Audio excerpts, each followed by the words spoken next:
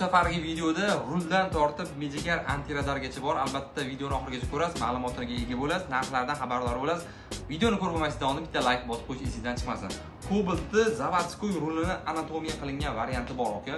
Sostoyanasi ideal holatda, knopkalari tayyor uстановkaga qo'ydirilgan, tepalarida ushlashga qulay qilingan. Bu rulimizni o'zi agar yangisini oladigan bo'lsak, taxminan $150 gacha olishingiz mumkin.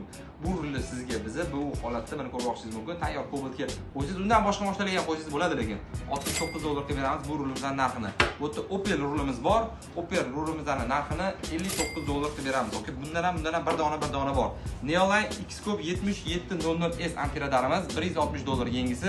Buni sizga $95 ga taqdim etamiz. Oxirgi chiqqan proshkasi bilan.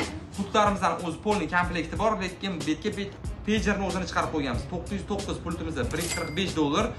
Bolachasidan boshqa hamma narsasi bor. Blok, karniy, nima narsasi chiqadigan bo'lsa, hamma narsasi bor.